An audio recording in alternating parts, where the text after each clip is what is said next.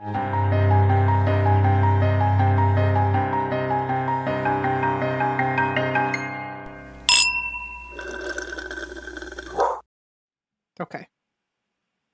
You're allowed to talk now. I get why, actually, now. I get why. Now, why 400 episodes in? Why you talk first, because I'm doing the countdowns and I'm talking. So then it's sort of like, now it feels like I'm handing the baton once the episode starts, because I'm doing 3, 2, 1. I'm doing hit the record, You're doing this and that, and you're doing that and that this. And the other, and upside down, and all over and the other, town. and that, and this, too. That's I mean, right. wow. All that in the kitchen sink. Oh, did you ever like those cookies? Is that just where you put everything in it? Because yes. It's, everything but the kitchen sink. I never liked them. You know how I am. I want every topping on everything. I only eat I get froyo, but I don't get froyo. I just put toppings in the cup. Like, I'm not into I just want the toppings.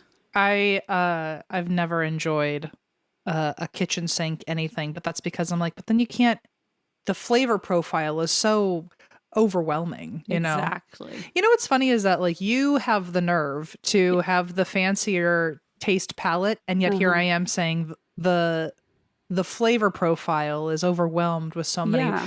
Does it make you feel better about your infantile taste, though? Mm-hmm. Yeah, I feel like I enjoy simplicity. I know what I like, and the little things can be appreciated. But you need to, like, throw a fucking sardine on everything just to feel something. You hit the nail on the head when you said it's overwhelming. I was like, exactly. Drown me out. Drown out my thoughts. Disgusting. Yeah. Pickled herring, just wash away any of my fears. I beg of you to stop talking. Sorry, we're 1 minute and 40 seconds in, so I can't, for legal and financial reasons. What should we talk about today, Christine? What have we done lately? What's our updates for the others listening within? Sometimes, what if that's what we called our podcast listeners? The others. What do you think the others would want? It sounds so dismissive. The others would want us to shut the fuck up and get to the story, but they're not going to get it. So. All right, well, they don't get what they want because they're the others. So, and I'm back to my trashy river hair today because... First of all, I like how it's funny how you have the audacity to call me all sorts of names and trashy classy, and then you use your headphones as its own bandana. Oh my God. I'll have you know, the first time I said trashy classy, it was a compliment. No, I took it as a compliment. So look at these little, I don't know if they're baby hair. I don't know what they're little ringlets. They're learning to curl and they're not doing it right yet. So then they just do this shit. It looks like they're learning to fly away. I wish I could fly away. Me too. Okay, whatever. Here we are. Away. One time. Here, I'm going to do this. No one will ever see the top of my head again. Never. One time in Sleepy Hollow, Eva quizzed my brother and me on the Now. Well, to be fair, we sort of forced her to, but the Now That's What I Call Music, because we had the original CD, and Alexander and I were trying to debate, like, what songs were on there? And Eva pulled up the track list and had us guess. We got quite a few. That feels like the exact game the Schieffers would have fun with. Poor Eva, we cornered her. We're like, we took her to a cheese bar and then cornered her and said, all right, especially when there's 100 Now albums. And no, I'm sure first one, the original, because we listened to, that was, how like there was a CD that you listened to over and over in the car. And it was so funny because we figured out the ones that we couldn't remember were all the ones we always skipped. Yeah, right. And so like some of them we were like, that was on there, but we always skipped it. Mine, I never cared for the original Now, but I had Now 4 and Now 5, and those were my two that they'll always have a chokehold on me. I've only ever owned Now 1.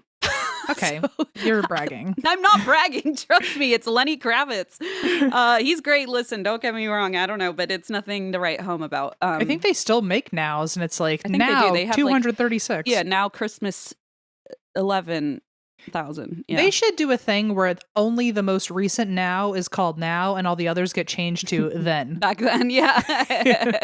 Yeah, that will make me feel extra old. Yeah. But anyway, I also want to fly away because here's my thing. You know how sometimes we struggle to come up with, like, not that we struggle to complain, but we are like, oh, what's the reason I drink? Well, today I was debating between 3 different reasons. So I'm not going to list them. I mean, I'll list them all, but quickly because I don't want to get into it too much. So I do drink for several reasons. I am drinking an iced coffee in my bisexual cup. Okay. Good for you. Thank you. And what are you drinking today, Em? Well, I'm drinking plain straight water out of a straight can.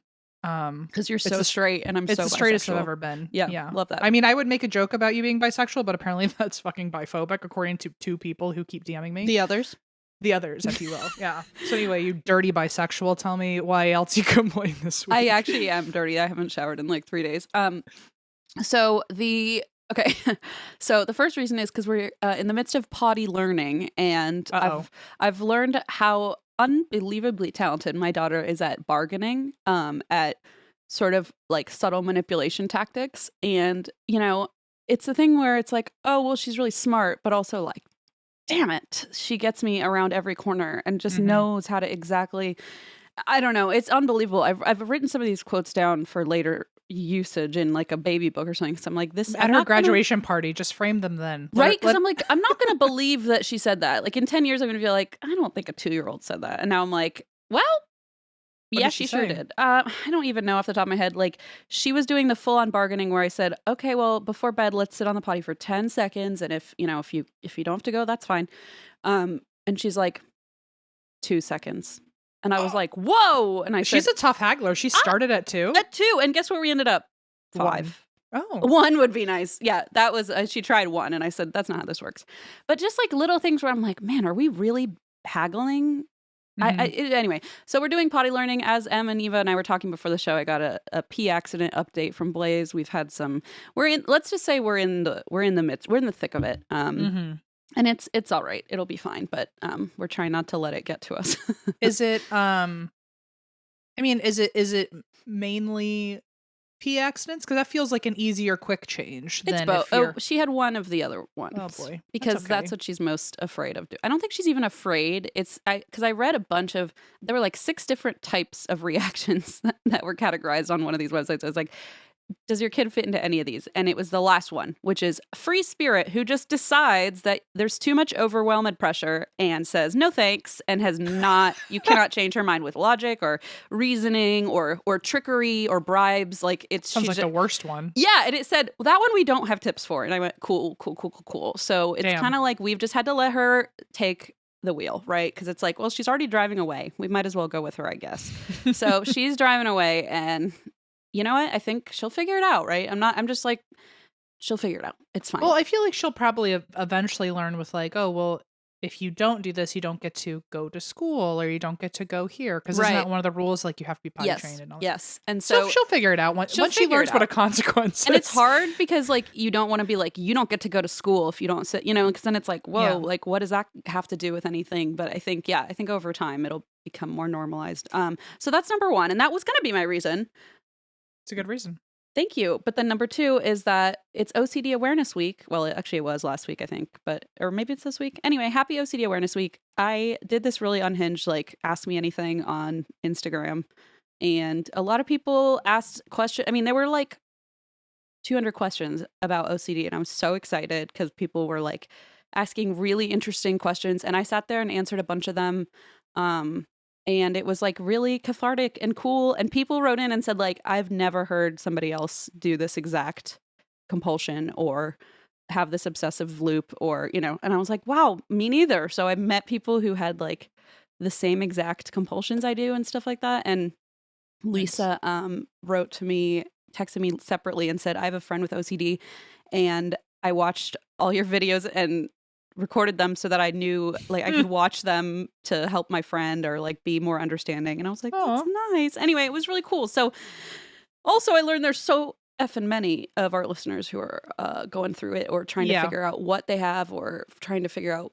We certainly have a type. We're an alphabetic bunch. Yeah, the others. We have letters all galore. We're all part of some sort of alphabet mafia. So yeah. What was the one question that you got that like you've never been asked before that you were like, oh, finally someone asked? I was appreciative of the couple people who asked, what are your compulsions? Like just outright asked, because I feel like rightfully so, people are hesitant to ask like a kind of a direct, like personal question like that. And some people weren't necessarily, they just kind of said it out in the open. But a lot of people said, hey, only if you're comfortable to share, like what are some of your, and the other one that really helped me and hopefully helped other people, but was what are some things you remember being red flags in childhood that your parents may not have picked up on? A lot of parents wrote in and said, like, you know, my doctor or my child's doctor thinks this might be. They're clocking it now. Yeah, exactly. And so it was kind of interesting because then I got to go back and be like, hey, I never considered that part of my OCD, but it totally tracks. And so the question about kids was interesting because do you see anything in hindsight that you had that nobody clocked? Oh yeah, everything under the sun. Okay. I was like, man, I would literally force myself to stay awake every night and pray in a specific way, and if I didn't, I was just completely petrified that every person on the list would die, or actually the people who had passed already, I was convinced would go to hell if I didn't like do the prayer. Wow, they weren't even safe after death. Damn. No, they weren't. And so then I would do it, but if I messed up, I'd have to start all the way over from the beginning, and like this would take hours sometimes. And I'm like, no wonder I have insomnia now. But anyway, there was like this fear. And then one time I fell asleep before I could finish it. And I woke up the next day, and for like days. And everyone was dead. Yeah, exactly. And the whole world had ended. But anyway, that probably is where it kind of flames. Yeah, that's probably kind of where it broke finally. But anyway. Yeah, the realization that everyone would be fine. Yeah, there were a million childhood signs, but maybe we'll do an after hours, a yappy hour we could do on that. I don't know, but we don't have to. But then the other third thing, so that I'm not just keeping you forever, is that this morning I finally saw a dermatologist, and About remember how my skin's always falling off and I have hives and my ears are bleeding? I didn't know if it was about a specific body part or just all of you. Just all my skin, really. Okay. So I found out, I got a diagnosis. I have, drumroll please, psoriasis. And that's not great because they were hoping it would be eczema because that is not an autoimmune illness. It's I just see like where a skin. Going. But psoriasis is related to, it's probably tied to the Crohn's. Apparently, if you have one autoimmune disease, you're much more likely to get another one. So that's really lucky for me. But yeah, and so it explains a lot. Now I have to see a rheumatologist because of my swollen joints and all this shit. But I am very happy that at least somebody looked at it and said, oh yeah, that's definitely psoriasis. And I love when they have the confidence. I was so happy. I was like, thank you, because I thought so, but I'm not a fucking doctor. And, you never know.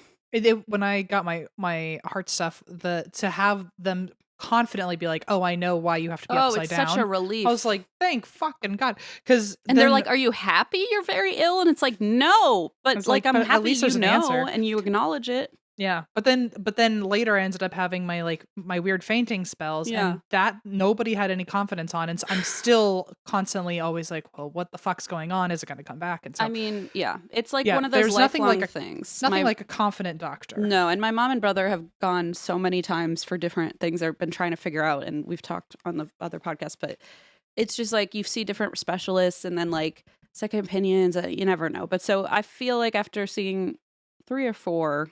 And getting a shot in my butt along the way on my birthday, a birthday shot in my butt.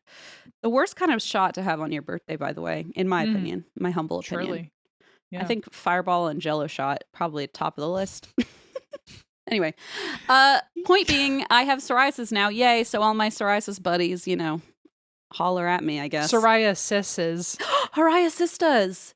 Your psoriasistas. I just called them Psoriasis sisters. Where did I come all your with? Hoes and all your psoriasis my psoriasis hoes. My psoriasistas, step up. Speaking of doctors, this is your reminder to all of you who've been avoiding it all day. Take your little meds. I'm taking mine right now. Thank God. I did that. Some people apparently really appreciated that we were hard on them. About not drinking their water. We're nothing if not extremely strict. We have maybe one rule, and it's once a week, and it's that you have to drink water. And it changes every 5 minutes, but right now it's that you have to drink some water. Unless you're me, because I don't feel like drinking water. I feel like drinking coffee. I found out from my my aunt when I overstayed my welcome. Yeah, I was gonna say, oh yeah, that one? Yeah. I was asking about family stuff, as I do, and I found out that you've got 8 great grandparents, 2 of them passed away from renal failure from not drinking enough fucking water. So everybody drink your goddamn water. Oh my God. I'm a hydrated girly, so I'm not too worried about it. Well, I'm a psoriasistas, so I'm just itching over here, but I will die from something else from one of the other 6 great-grandparents probably. But I was going to say, yeah, they'll pass something else down. Renal failure ain't the problem Not today, renal failure. Not today. Not today, kidneys.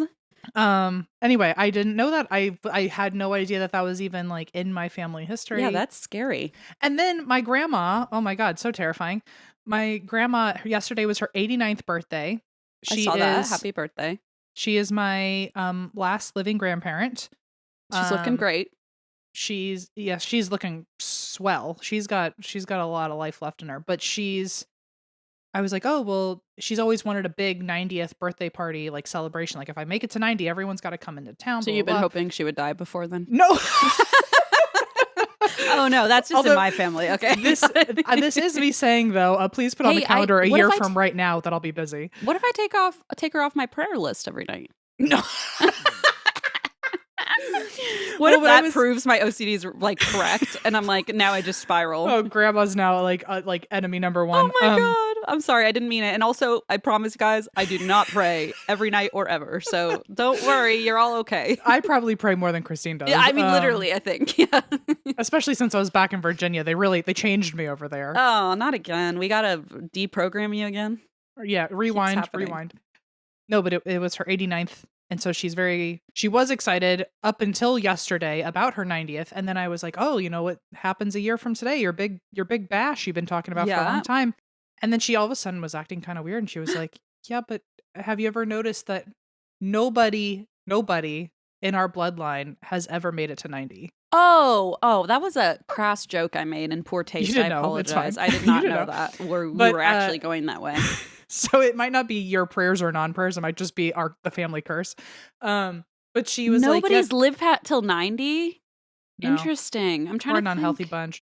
But she was like, no one's made it, and so she was like, if I make it, I'll be the first. I guess that's pretty up there. I mean, if you think about it, my grandparents aren't quite there yet, or 2 died, and 1 is almost 90.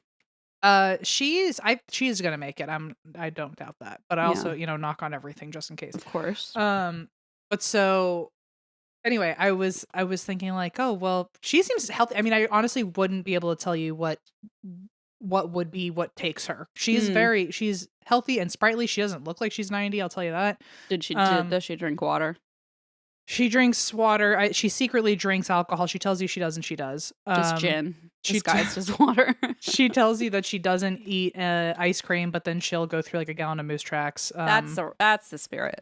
I mean, anyone I know who's made it that long, they're like drinking gasoline, like they're just like, I feel like they've always talking about this. It's like, you just end up, I think, formaldehying your whole body. You just pickle yourself and you live forever. It's great. Yeah. I feel like the only people who have made it that far are not the people who are doing all the healthy stuff. No, exactly. It's like, you don't expect it. Yeah. Yeah. My grandpa who made it to 90, or he almost made it to 100. He almost made it to 100. But so is this on a different side of the family? Yeah, it's not blood related. Don't worry. Okay. Well, I was just thinking like it was her husband. It was her second husband. So my mom. Oh, it was her. So she's saying nobody in your family, in my lineage. Whoa. Okay, I see. But her husband, who was my step grandfather, but he's been around since before I was born. Yeah. They were like, "What's the key? How have you made it this long?" And he was like, "The only thing I do as a daily routine is I always take a nap, I always have gin, and I always have a banana. And those are the 3 things." I literally ate a banana today, and maybe I'll have some gin later. So everyone drink your water, eat a banana, take a nap, have some gin. That's the best life advice anyone's ever given me. And he did not make it to 100, but he did make it way past 90. So I'll take it. Yeah. Anyway, maybe that's what I gotta tell my grandma to do for the next year, just to keep her going. Just she probably already does. She probably like picked up on his habits and mannerisms. I've got the nap thing covered for sure. Everyone else can handle everything. The only struggle here for me is the nap. But the banana and the gin, I have got you covered. But if you nap, I think the 2 of us make quite a rockin' team. So we might live to like 200. Oh, and the podcast will still never end. Yeah, we'll just talk about Crypt Keeper. Well, speaking of our future, I have something to tell you about the story today. Okay. We're in spooky season, folks, and although the ghosties and all that are scary, we always do say true crime is scarier. Yeah, if you're like us, the safety of your home and loved ones isn't just a priority. It's everything. It's everything to me. The problem is old school home security systems only take action once someone is already inside your home, and Simply Safe Home Security is changing that with its new Active Guard. It's the only home security designed to prevent crimes before they happen. We just got Simply Safe with our new house. With Active Guard, Simply Safe's 24/7 monitoring agents keep a close watch over your property and actually stop crimes before they happen. Simply Safe combines live monitoring and proactive protection both outside and inside your home. Just imagine if you also had a very nosy Jewish woman as your mother, and every single thing you could do to keep yourself safe, you can get done with Simply Safe. Protect your home with 50% off a new Simply Safe system, plus a free indoor security camera. Just visit simplysafe.com/drink. There's no safe like Simply Safe. As you know, a few episodes back for the 400th, I was trying to do the pasta yes, of course. predictor who is not real. Remember when I thought it was wet pasta, like cooked pasta, and you... Yeah. And I was like, well, you just throw a blob of it? Anyway. So... that was originally my plan, and I remember I told you I reached out to even Heather from Sinisterhood, and I was like, who the hell is this person? I can't find them anywhere. And well, apparently I was not far off. I just had some information wrong, and everyone has been flooding my DMs lately to tell me you were thinking of the Asparamancer. Shut the F up. And so was this on Sinisterhood? I don't know. Or did you actually have a dream about it? Do you know? Or I think I misremembered Asparamancer and thought it was pasta. And just thought you dreamed it? Yeah. Okay. Something. There's a world where we have the answers. There's a world where you say Asparamancer and forget. I can't believe that. That's the most shocking part to me. So anyway, today is the Asparamancer. I'm about to pee my pants. This is so exciting. I will tell you, it's not going to smell nice because I ate asparagus. I literally almost looked up. You know what? Just for fun, I'm gonna take that as my sign. I was going to look up as my fun fact why asparagus pee smells bad. Yeah, it's actually, you know what? It's actually I actually know. It's a genetic thing that you're able to smell it or not. So I'm pretty sure it always does smell. Yes, some people can smell it and some can't. But why asparagus specifically is what I'm looking up. Oh, there's probably an enzyme.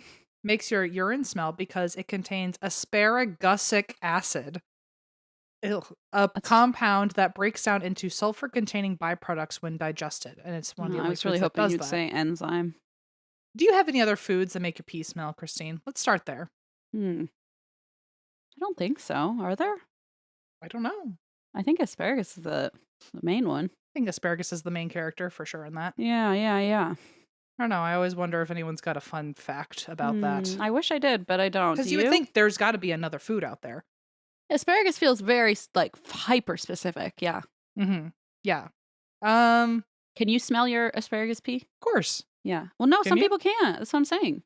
I feel like it's like the cilantro gene or not. No, it is. It's very similar, I think. It's like the same kind of idea where it's it's not really important, but... Well, interestingly, I have the gene where both suck. I can smell asparagus pee and I get cilantro. That blows, actually. Yeah, that blows.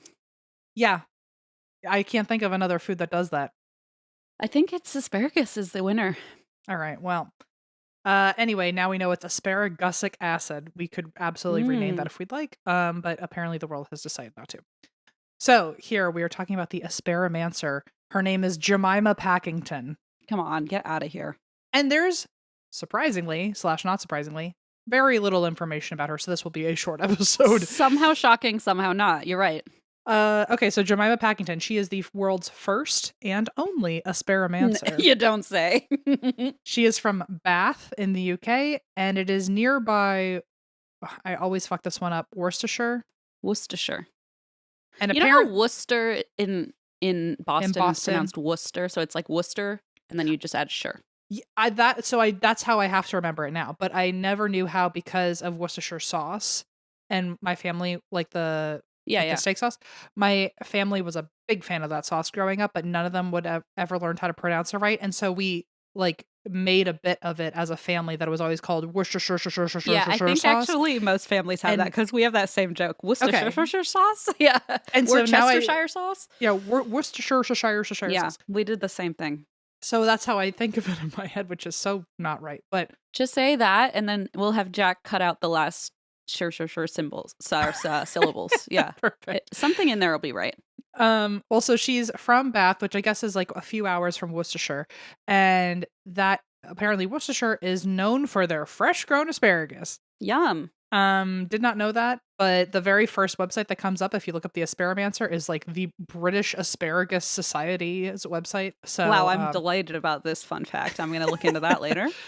By the way, folks, speaking of our classy tastes or whatever Em made fun of me earlier, Em and I, one of the only foods we both agree on, we both love asparagus. That's true. But do you like putting stuff on your asparagus? No, I just like it just steamed or grilled, but I can't stand salt. Grilled. I don't mind it. I don't actually like it grilled as much, but with some I can taste salt and the butter. Scorch marks. Yeah, no, you can. Yeah, I agree. I prefer it just steamed with some salt butter and butter. Maybe some. Maybe if I'm getting absolutely fucking bananas with it, maybe a balsamic drizzle. Maybe. Oh my God! But slow down, cowboy. Other than that, I like my butter. Maybe a little garlic. See where we take it from there. You and I think this is the only like food and preparation of food, actually, and salmon. I think one of the only meals we both like is salmon, a baked salmon fillet. If I ever had to woo you, do you know that's exactly the meal I would make you? And the asparagus, yeah. All right, whenever you're ready for this date. I made you that once before, but I forget under what circumstances. You made me salmon? I did. I made you salmon and asparagus once, but this would have been probably in Los Feliz. Oh wow! Like I remember when we first started hanging out, Blaze would cook a lot, and I would eat. I don't remember being invited to eat. I just remember taking food off the counter. No, it was perfect. Okay, great. Well, Blaze was an excellent cook. It was when he got his salt block or something, and he was very oh my God, that damn salt block! And then we moved with the salt block. I mean, now that I moved like 3 more times, I'm like, how fast I would immediately not move the salt block to the new place. It's just out of control. Anyway, sorry, go ahead. So, okay. She's from Asparagus Town, basically. And the way that she does her asparamancing is she will, one source said, break the tops off of asparagus. Asparagi? I don't know. And she would either break the tops off, according to one source. Asparagic acid. And she would so it was either the tops or it was all the spears. I think it was the whole spear, but one site said she was breaking off the tops. Maybe that's for specific predictions. I don't know. Maybe it means like the top of the plant. Like she breaks off the top. She's going into the field and maybe picking it off. I don't know. Some sources said the word spears, so I'm assuming the full stalk is there. Okay, yeah. Okay, so she will take the asparagus, she will toss it in the air, and based on the shape they make when they land, toss it in the air. Okay, which like how high are you tossing? That feels like something Leona would do, and I'd be like, great, another mess to clean up. She is the next Asparamancer, actually. She probably will take the mantle. Yeah, I would love to ask the Asparamancer who the next Asparamancer would be. Yeah, like, do they have somebody in mind? Is there a stick figure made of asparagus that lands on the ground? It's just an asparagus with googly eyes. She's like, this is Wilson. He's going to take over as It's actually fucking Junior the asparagus from VeggieTales. Honestly, he's the OG Asparamancer. I don't know who told her she could take that name. Apparently it's all about the way that it falls in the shape it falls. I always thought it was going to be more vague or subtle than that. I thought like, if 3 of them are, I thought it would be more of a complicated like a symbolic thing. Yeah, I thought it'd be a formula that she would only know. But apparently it's just a shape. So in theory, anyone could do this. So is it sort of like tea leaves where it's like, you kind of figure out what it's forming? That's the vibe I'm getting. Okay, cool. So she mentioned, of course she was asked about this. How could you do this and not be asked? Of course you would. Yeah, her mom probably asked, what are you doing? Go to school. Says, the asparagus stalks make patterns which I'm able to interpret. When the vegetables are thrown around. Okay. It's like fucking Fantasia. Yeah, when they're cast around. The overall picture presents both symbols and letters of the alphabet, which I use to make predictions. That's cool. It spells? Apparently it spells. I mean, I wonder if it's like, if enough of them make an M, then you assume M. But like, what if you're missing one and now it's an N? What if you're missing one part of the W and now it looks like a V, which is why W should be called double Vs, actually. I agree about that, certainly. Depending if you're a pointy writer or a curly writer. And we should all be pointy writer. Well, no, I'm I a guess pointy writer. I'm actually, I think I swing both ways. Oh, you and your fucking bisexual ways. You're so greedy. Just so shoving greedy. it in your face. My lifestyle. Yeah, can you stop? It's just down my throat. I'm so exhausted from you people. Okay. I know. Okay, so that's the whole agenda. So I know. Okay, so symbols and letters of the alphabet. Seeing the patterns for me is instantaneous. I love that it's for you when you created this. That's nice. Seeing the patterns for me is instantaneous, possibly because I've had years of practice. Also, possibly, Jemima, because you created this. Because it's your language you're speaking. Yeah. Jemima has been doing this since she was a child. I knew it. Which, I'm not trying to sound like such a Debbie Downer. This is such an absurd story to me that I feel like comments have to be made a little bit. I know, and I don't want anyone to think I'm just like, mocking her. I'm really not. It just is a rife breeding ground for commentary and laughs. It's comedy gold. She has to know it's comedy gold. Yeah, like it's funny. We can joke about it, right? Like, let's be real. Asparamancy. There are so many types of divination. So many types. I don't know how many are accurate or true, but if you look at the different types of ways that divination exists, asparagus is not the craziest. No, you're right. You could probably do this with like anything, and asparagus just happens to be what works for her. Yeah, she just happens to be the one that made the news. But there's someone out there. There's literally one called rumpology, which is literally divination by looking at someone's butt. Like, yeah, that's just some fucking bro who was like, let me look at your ass real quick. The future. I can see all the way to the future. Yeah, it's looking wide. It's looking thick. real hot for us together. But again, that's why I was like, I don't know which ones are true or accurate. Probably only a tiny little selection of them. Yeah, who knows? She just happens to be the one that people heard about and people have made a fuss over her. Okay. So, but yeah, so she's been doing this since she was a kid. I do wonder why her parents didn't just stop her. Yeah. I mean, I fucking like to see you try. Meet Leona, by the way, and meet Leona, who doesn't care about pee accidents, and then you tell me how did her mom? She would care if it was asparagus pee. Oh, you know what? Maybe we just start feeding her asparagus, and then she's like, "Get that away." What a full circle that you would start with pee and I would end with asparagus today. You know, that's really beautiful. We are so special. We're so in sync, you know. Which by the way was on the Now 5 album. On the Now original also. Or wait, no, that was Backstreet Boys and Spice Girls. Maybe not in sync. People must hate us listening to this. I mean, I do. I certainly hate us. Not a single sentence gets through. Okay. Yes, since she was a kid. And her parents, I guess, were supportive because one of their siblings did tea leaves. And so they're like, maybe she's just taken after her It's kind aunt. of the same idea, yeah. Which, if I did tea leaves, I would totally influence Leona immediately. And then at 3 years old, she'd be like, look what I can do with tea leaves or asparagus or whatever I can grab my hands on. 100%, yeah. So I can see how this happens. Mulch at the playground. Yeah, and especially if you live somewhere where there's abundant asparagus, sure, why not throw it in the air? It's not even food waste at that point. Yeah. So Jemima says, apparently I grabbed a handful. This is when she was a child. Apparently I grabbed a handful of very buttery asparagus. That makes it terrible. Buttery asparagus? Oh no. And it fell from my hand onto the floor and I made a very precocious remark. My parents can't remember what it was, but the whole... Can you make it up? I feel like that would be... You should at least make it up. At least make it up, yeah. My parents can't remember what it was, but the whole place went very quiet. Probably because a child just threw buttery asparagus everywhere and no one's cleaning it immediately. What do you do? You're trying to gentle parent and then they throw buttery asparagus on the floor. What are you supposed to do? My parents can remember. The whole place went quiet. It was only when I got a bit older that my mother said she had an elderly aunt who read tea leaves. Okay, so an aunt, not a sibling. And she couldn't help but wonder if the talent had skipped a generation.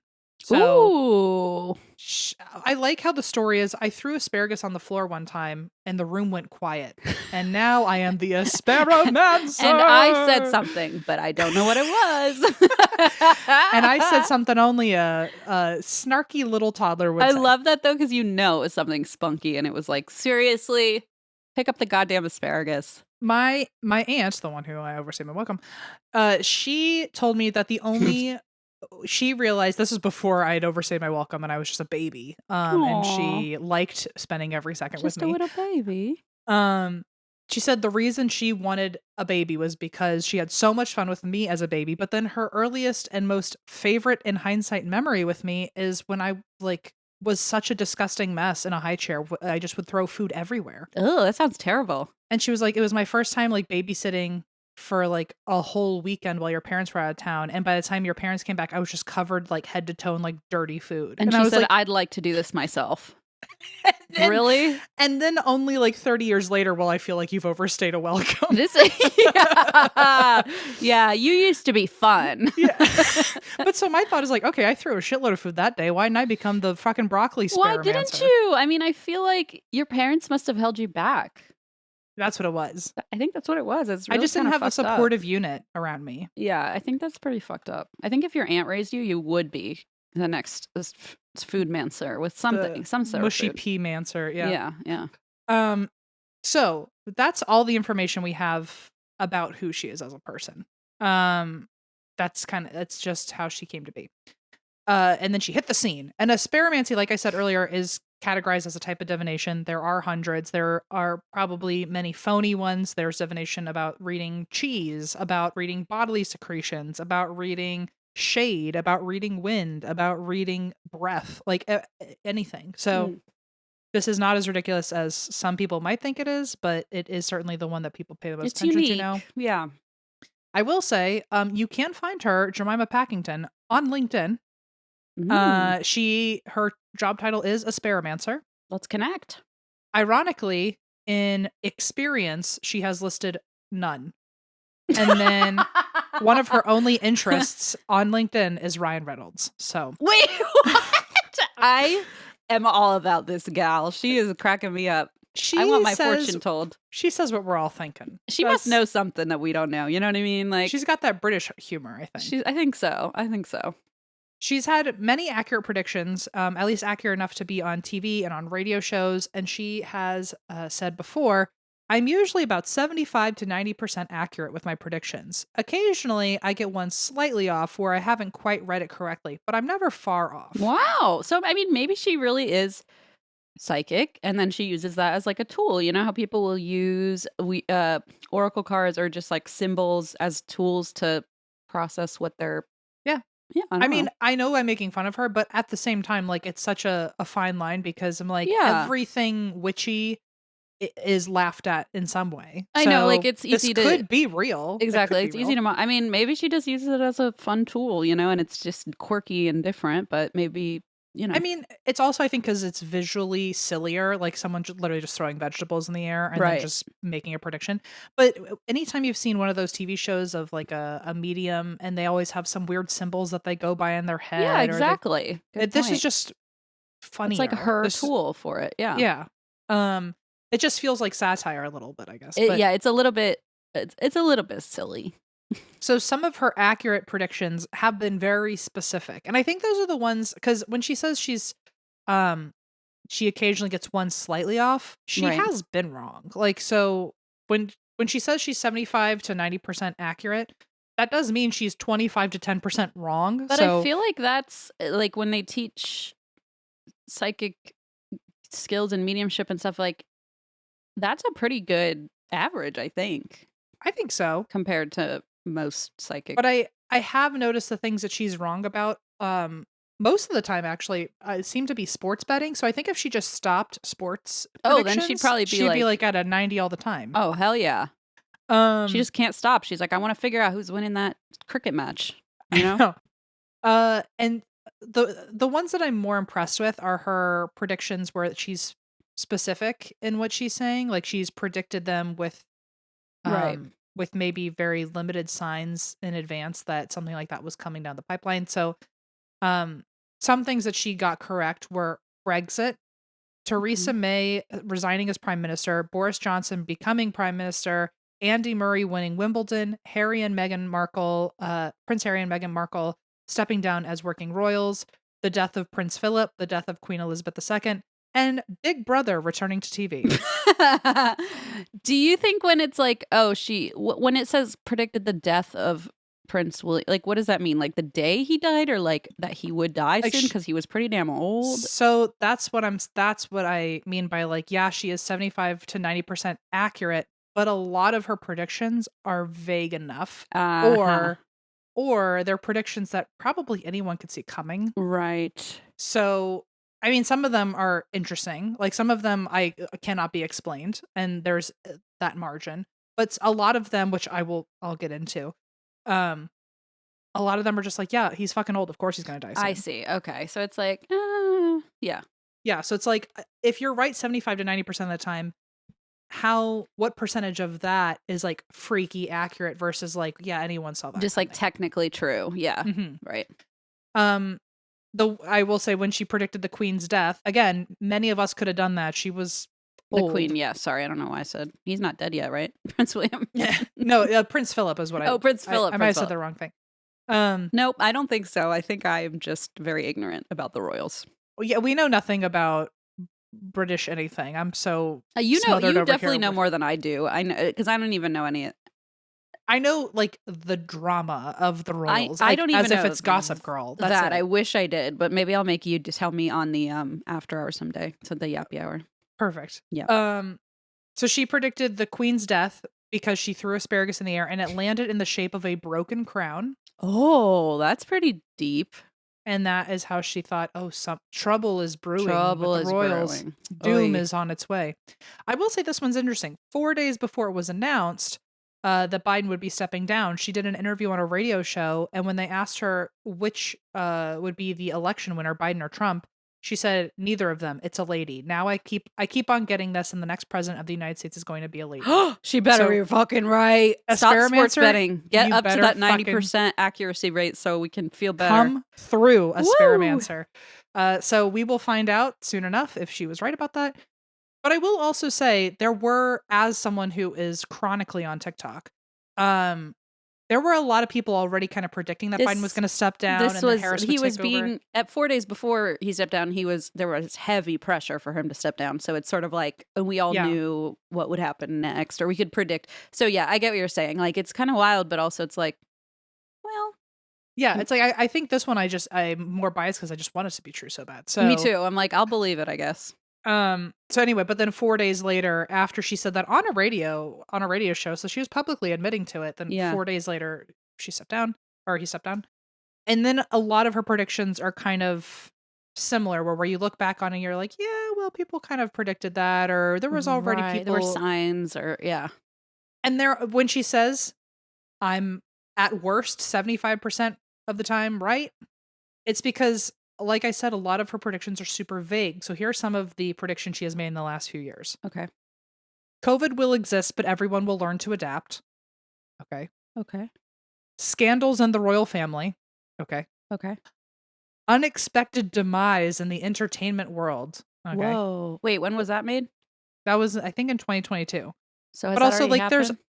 Well, I mean, every day. That's the thing. That's exactly, like, you could always say, like right now it's like Diddy, but like a year ago it could have been something else. A year ago it could have been Harvey Weinstein. Kevin Spacey, Harvey Weinstein. Yeah, there's so many. You're right. There's always something. So demise in the entertainment world.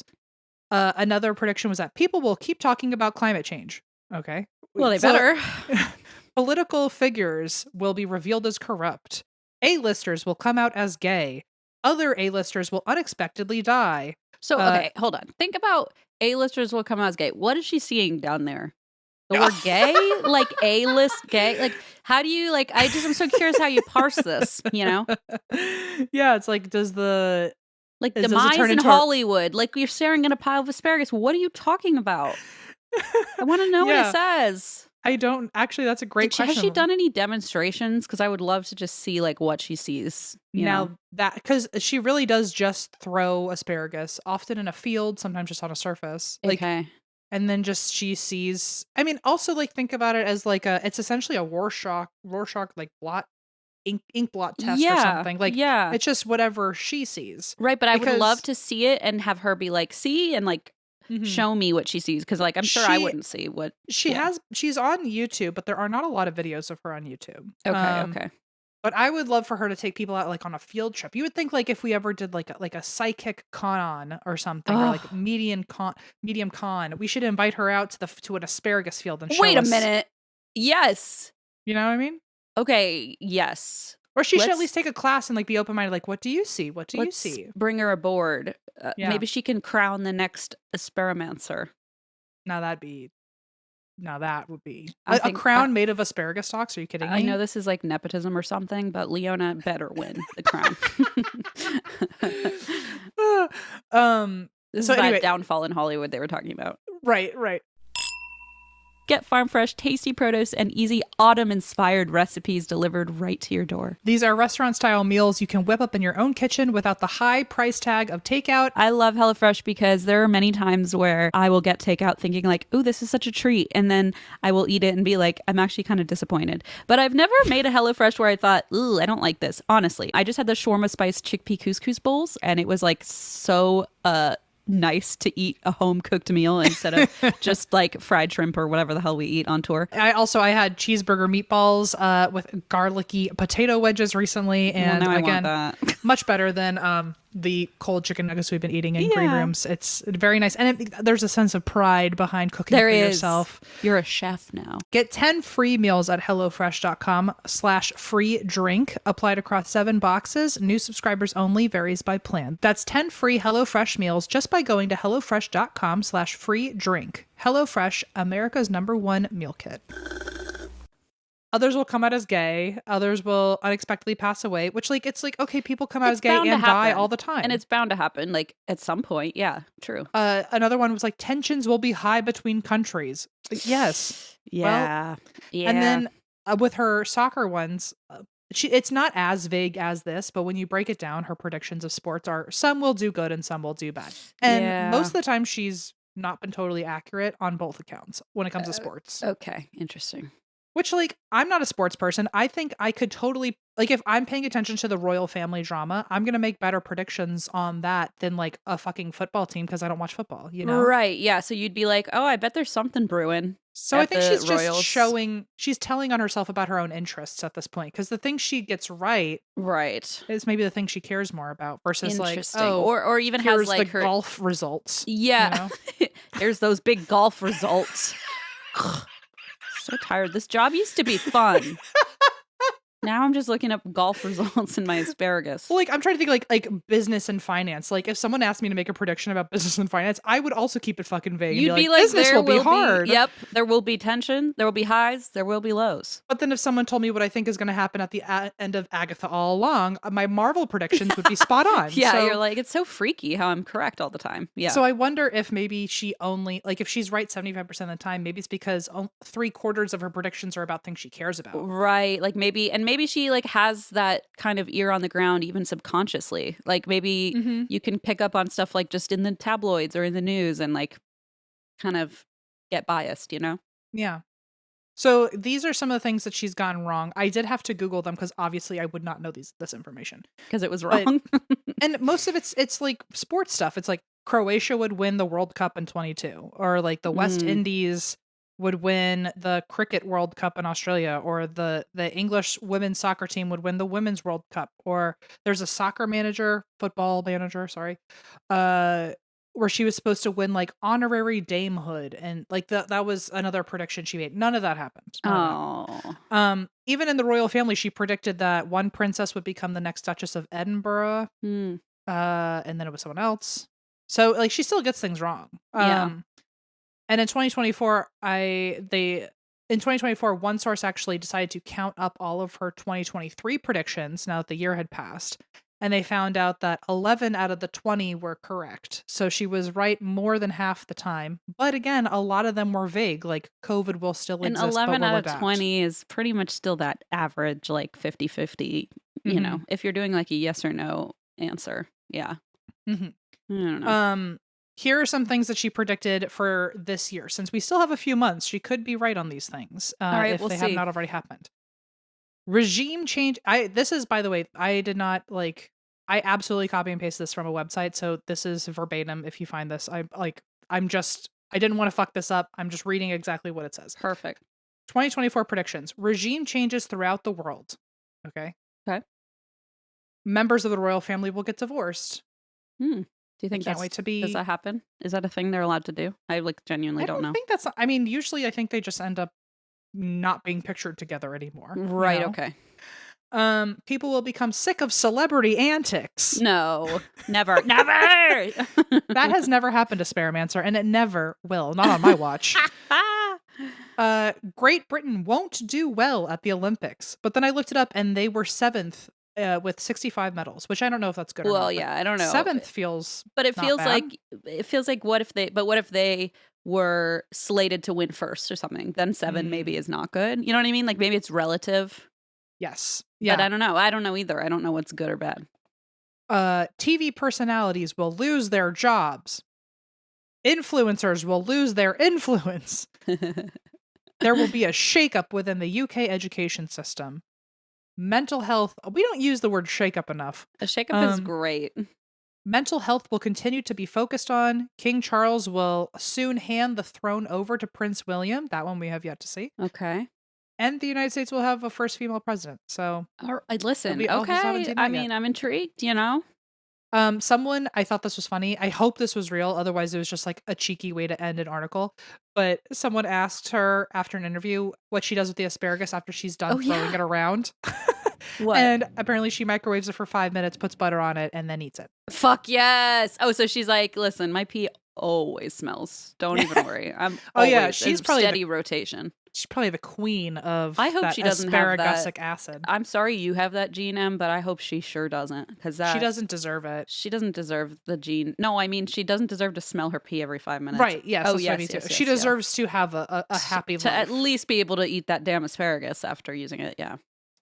Last thing I have to say, though, is that she has done readings for people in the past. So I was onto something when I thought, oh, I'll get her to do a reading for us. Oh. When I thought she was the pasta lady. Right. But so someone else got a reading from her, and this is the setup that happens because it was a remote service session. She did. Yeah. And this is a quote from them. When I contact Packington to request a reading, she advises me to cast some asparagus spears, number irrelevant. Which, by the way, that means something to me because I'm like, if there's a lot of them, you could get a more detailed picture. It's like, why wouldn't you? Maybe it's just a big clump. I don't know. Oh, yeah, I know. You're right. She advises me to cast some asparagus spears, number irrelevant, onto a flat surface, preferably with a pale background. So the person has to do their own toss. That's interesting because I thought she has her own supply and she's doing it on your behalf, but you throw it. Yeah, wouldn't you think that, like, for someone who, like, lives in, like, asparagus land, wouldn't you want to use the best but think about this. When you're doing, like, a tarot reading, you want the other person's energy, like, on the cards. You know what I mean? Like, you want them to be part of it. That's so I wonder if this is, like, oh, your energy throwing it up is better than me doing it virtually. I don't know. Well, so she had this person throw it on a surface. I then needed to take a picture of the way the stalks have fallen, mark where I was standing when I released them, and send the image to her. So I followed the instructions, including my feet in one picture to give an idea of my positioning. It's like a crime scene, like reenactment. Like the body was here. And 5 days later, my predictions were in. Ooh. And the predictions were that a special person was coming into their life. They were going to go on a trip to New York soon.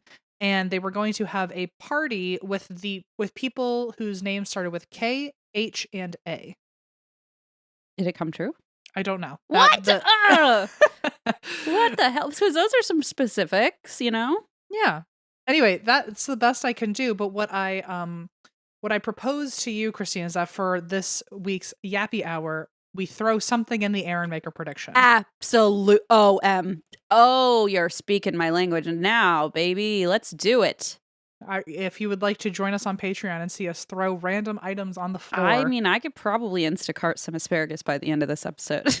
Perfect. I did think about getting actual asparagus. I can't believe you didn't get some. That would have been very funny, but I do understand that that's probably not your priority right now. I do have dried pasta. We can just do that. So. Oh, yeah, you could become, oh my God, all along. Which is what we said in the last episode. It is what we said, isn't it? I was seeing my own first vision. This is the craziest thing I ever heard. Holy shit. And that is the Asparamancer. Wow. Good job. Thank you. I have to pee really bad. Speaking of, potty learning, since I know how to use a potty, unlike some 3-year-olds. I'll be right back. I'm gonna go put pants on. Please stand by. We have to step away and go. All right. I have a story for you today. This is the story of Victoria, aka Vicky Cilliers. And Cilliers? Cilliers, like Cilliers. Okay. So Victoria Vicky Cilliers was born, speaking of, in Edinburgh, Scotland in 1975. Ooh. Fun fact. Her father worked as a computer engineer and her mother left a nursing career to work as a stay-at-home mom. She described her childhood as very idyllic. She was like, we were the perfect nuclear family. Like, we were just happy. She spent her weekdays playing with friends, doing homework, school activities, and she loved riding horses. That was her biggest passion. She actually wanted to pursue therapy and incorporate her love of horses somehow into therapy. That was like her goal career-wise, which I thought was really cool. She like maybe an equine veterinarian, and then later she thought maybe do some therapy with people that involves horses. But anyway, they basically had dinner together at the table every night, 2 kids, 2 parents. She was like, it was so secure and so happy, reassuringly normal were the words she used.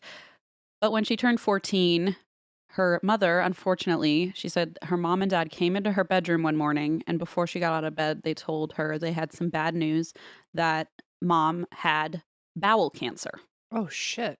Yeah. And really, really rough one. So she had bowel cancer with a terminal prognosis, pretty much. So she had several years of unsuccessful chemotherapy, and Vicky's mom basically said, I'm done getting treated for the cancer. I'm just going to step back and live life until it's over and just spend time with family. So they went on something called, which I listened to an episode of Red Handed on this story because I think every time they cover something that I'm going to do, I like to hear their take, especially being in London. I feel like a story like in Edinburgh, I got some insight, But anyway, they mentioned this part that isn't in my notes, but apparently her dad said, we're going on our last family holiday. Like, oh, shit. Because mom was sick and this was their final family holiday. And it's like, wow, that's very dark. Oh, my God. Okay. So it was sort of like everything seemed idyllic and happy. And then all of a sudden, mom passes of cancer. She died like days before Vicky's 16th birthday. And oh, my God. The family was just kind of torn apart. So Victoria, Christopher, that's her brother, and their father isolated themselves in their rooms. They started, drifting apart. They didn't speak to each other very much. It was almost like they were in their own little bubbles of grief, like individually. Mm-hmm. When her mom first became sick, Victoria had actually thrown herself into new hobbies as just to distract herself from kind of this doom and gloom. She started drumming in a pipes and drums club. That's and badass. Now Saoirse has added, this is not like drums, like drum sets. This is Scottish bagpipes and drumming. So it's like, it's not like sitting down and drumming. It's like more of a spectacle. Okay. We love a spectacle. Badass. I love a spectacle. I use my spectacles to watch the spectacle. Double spectacles. Mm-hmm. So she got very into heavy metal music. She basically just tried any avenue she could to avoid like the reality of her family falling apart. But now that mom was gone, Vicky felt utterly lost and she needed something new to inspire her. And she saw a flyer at school for a charity skydiving event and said, ding, ding, ding. That's it. Really just skydiving. I was going for the real adrenaline rush there. Oh, yeah. Big time. She attended meetings to learn about the event, and then she decided she would plan to fundraise for bowel cancer research and dedicate the funds in her mom's memory. So she was 17 years old when she jumped out of a plane for the first time, and she said it was just like a rush. She just knew that was the day it changed. She was in. That was her new hobby. When she landed, she wanted to go again, and they were like, "Okay, I feel like that's horses." I feel like that's like kind of common. Of like once you've got like, not I. No, have you been skydiving? I sure have. I feel like a lot of people have that massive wave of dopamine after of like, oh, I did that. Like, I want to do it again. I feel like I hear a lot of people saying like they get hooked the second they do it. I puked and I said I'd rather die than go up there ever again. I never had to do it to know that would be my reaction. You but would agree. I have done, I love a ropes course. There have been ones where I had to jump out of a very tall tree and just trust that the rope was going to catch me. And No. and that was horrifying. And then when I did it, I did have that dopamine fix of like, oh, I want to go and do it again now that I know I'm Yeah, I can okay. see that. I think the problem But with mine, out of the sky is a whole other thing. by the way, there is a YouTube video of me skydiving. Well, now someone has to go find it. And I can't even delete it because it's on their website. So I don't even know. But my mom, for her 50th birthday, I think it was, wanted to go skydiving. So we all took her. I would have said, happy birthday, Mom. Find someone else. Yeah, I wanted to do it. I was excited. And then, first of all, I'm much older now. And I'm like, no, I don't have the time to risk my life anymore. But also, my experience was not great. But it was not, okay. So the instructor was being a little like goofy and playful and maybe flirty, and like while we were jumping out of the thing, he kept like spinning it really fast, and I got so motions, and I get car sick so easily. Like I can't even go on a teacup ride, vomit. So he's like spinning me around and I can't say anything, so at the bottom I just like hurl. But I also didn't know how to breathe on the way down. This is like this is where my brain goes like really nuts, because I'm like, beforehand I was so scared about not being able to breathe, because I was like, well, think of all the air. How do you breathe? And they said, no one's ever asked that. And I said, what do you mean? Like, how do you breathe? And he said, you just do. It just happens. And I said, okay.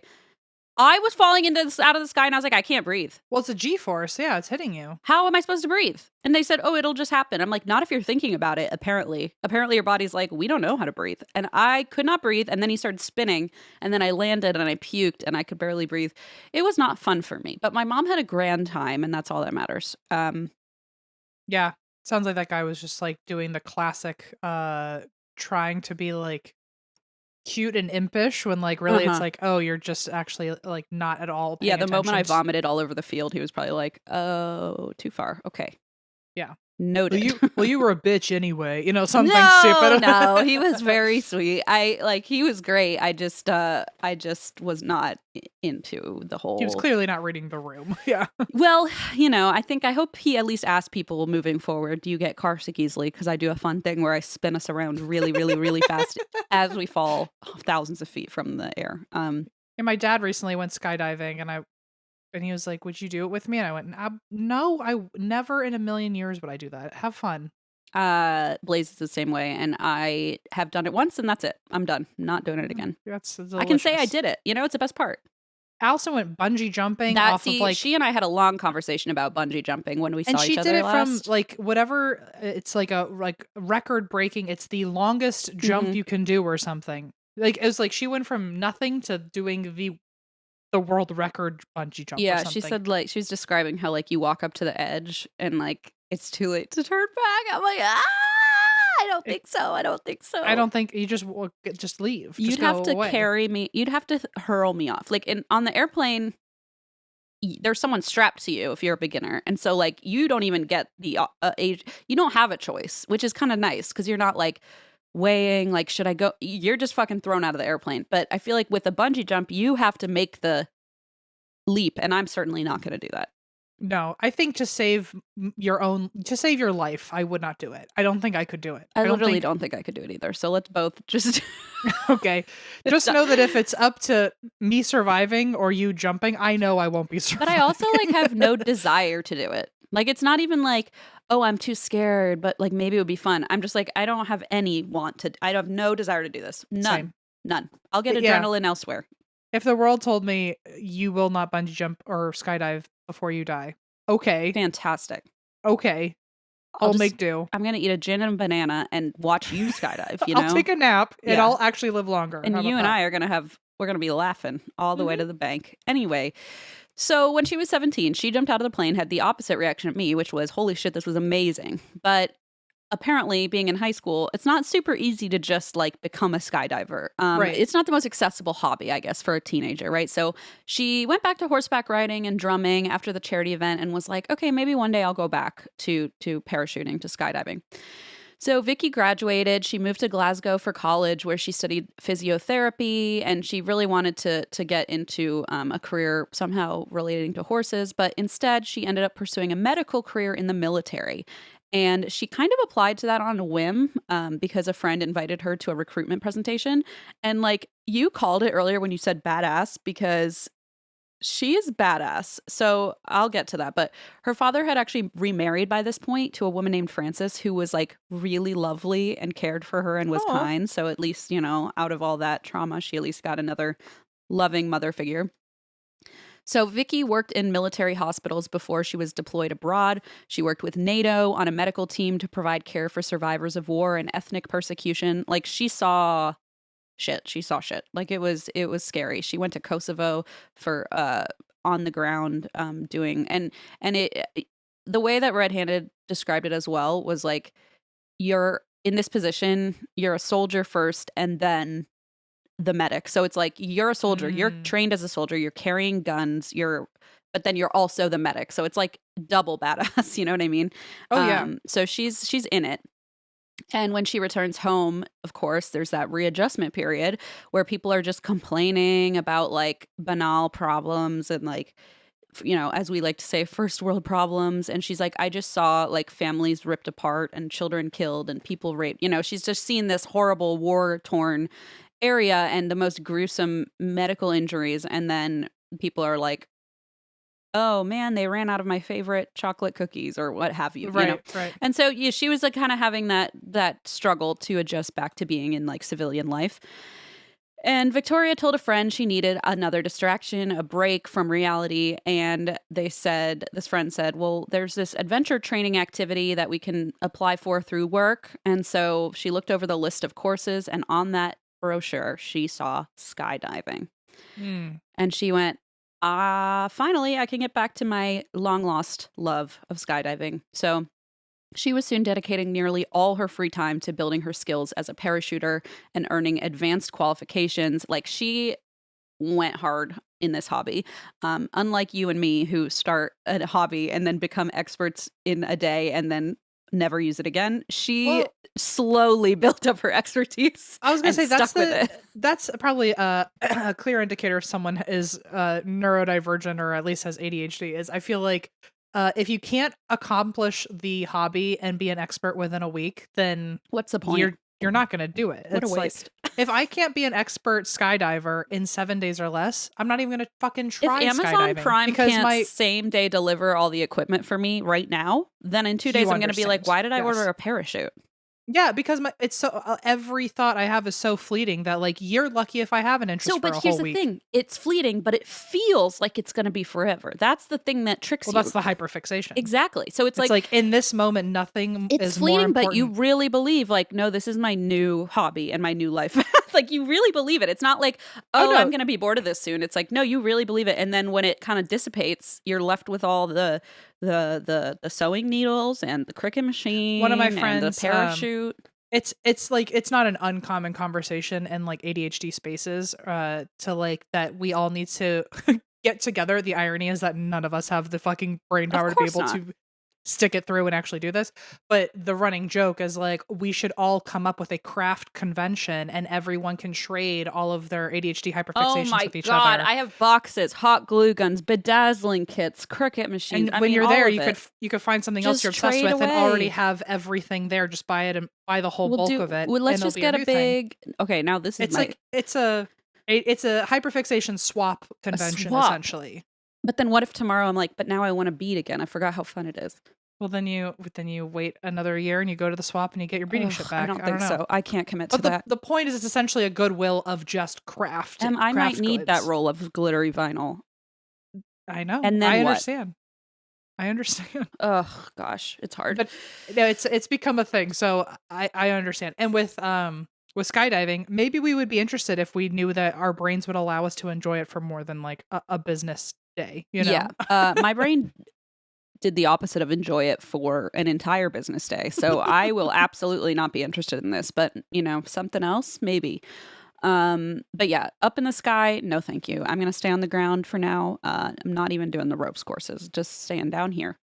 Anyway, so she was, of course, quickly earning advanced qualifications, and she ultimately became certified as an advanced free fall instructor, which is a pretty big deal. So in the following years, Victoria would log roughly 2,600 jumps. I was going to Good ask for you to her. guess, but I was like, that feels so random. I don't know what you would guess, but Well, I was going to say originally, because with my Christian stories, one of the things that a lot of the guys do, heaven forbid a fucking woman do it, but both the Duggars and the Bates, the guys, they all get their skydiving certifications and all this because they think it's a skill to help with the Lord, because then they can What? go into, it's a long story. Go into where? The ocean? They no, they go into okay, Into what? to summarize, I'm gonna lose it. there's a group that all of them are a part of, or a group that they all join, which is like their version of the military, called Alert. No. And then from Alert, it's like Air Land Emergency Response Team or something, and they basically go away to a boot camp where they learn how to do all these things. That way they can go out into the world and I'm sure be strong soldiers for the Lord or some shit like that.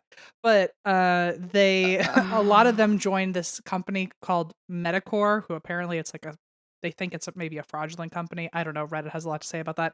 But they do like disaster relief, and so all of them go get their skydiving certifications so they can stay with Medicore and do disaster relief. And I watch a lot of them talk about their skydiving jumps and how many jumps they've done. None of them have done that fucking many. I'll tell you that. 2,000? 2,600. Yeah. 2,600. That's incredible. 2,600. Right? What is this? Wow. Please, the way that I could tangent, I'm trying to keep it together for I know, you. I'm sorry, but what did you say that you thought it was for? Alert? Yeah, no, so they learn to do a lot of their But what did you say you thought it stood for again? Oh, Air and Land Emergency Response Team. It's through their fundamentalist church. Okay, because I was going to say there's so many different things called Alert, so I'm trying to find. Oh, here it is, International Alert Academy. Oh boy, Christ heaven! And a lot of the guys who are like, we want to go into the military, they go into Alert, and then that's like enough of a fix for them, and then they never actually join the military. The Alert Academy is this is from their website, an intense post-high school Christian discipleship and training program for young men who want to live with purpose and make an impact. We forge men to be spiritually sound, physically fit, and ready to serve. Blech. Our 9-month training program consists of 3 phases. It's blah, blah, blah, blah, blah. Training, competence, critical thinking. Yeah, okay. And let's see, advanced training. Wow. Mentorship. Don't you say it? So, since 1994, we have forged extraordinary men who influence their world for Christ. I promise you I could talk about this for hours. This is out of control. We need to write down every yappy hour topic that we've thrown out there today, because I need you to know this is something I have to go back to at some point. I will teach you everything. I will say the gospel does transform a man and disciple does strengthen a man. So I'm so glad you said that. I did learn that, and it's about time we all say it. It's all about time we talk about how camaraderie sharpens a man and hardship matures a man. Yeah, we should say that all the time together. It's weird. The whole Alert team is white. Let's find a man and hold hands around him and just chant these things. Oh, okay. And that's like going to Alert, basically. That's like having a coven, I think. Okay. Please get back to your story. I'm so sorry. Let's go back. This is so stupid. I was trying to. I did the thing where it was too long of a story, but I'm very involved in hearing other people's stories about skydiving. I know way too much about like the certifications and stuff. I see. Well, that's good context for me to know. And her doing that many jumps is insane. That's great. Okay. So that's good to know, because I really, when I was going to quiz you, I should have quizzed you then, because I was going to ask how many you thought, and I thought maybe you'd just pull an arbitrary number, but you do know more about it than I expected. All right, I know what you're thinking. My imagination just won't get off the ground, and it's about time Audible helps you. It can help your imagination soar. Like, what if you listened to a book called A Haunted Road Atlas Next Stop? I think it would change your life. First thing I'm going to do on Audible is listen to my own book, and then I'm going to listen to my own other book, and then maybe I'll listen to some other call books. It a day. Because what more would I ever need to listen to? No. It's perfect right now for spooky season, and I know you also recently downloaded that witchy audiobook, that dark witchy audiobook. Already finished it. I'm already on the next Stephen King. I'm loving it. Audible has no shortage of them, so do not even worry. Find the genres you love and discover new ones. Explore bestsellers, like us, new releases, plus thousands of included audiobooks, podcasts, and originals. There's more to imagine when you listen. New members can try Audible now free for 30 days with your first audiobook included. Visit audible.com/drink or text drink to 500-500. That's audible.com/drink or text drink to 500-500. During this time where she's getting her certification and training, she entered her first serious relationship, became engaged, and then broke off the engagement because she, as Red Handed put it, got the ick right as he proposed, which, it's got to feel bad. But she felt like it wasn't the right fit, so she broke it off and ended up actually meeting a man through the military whom she then married.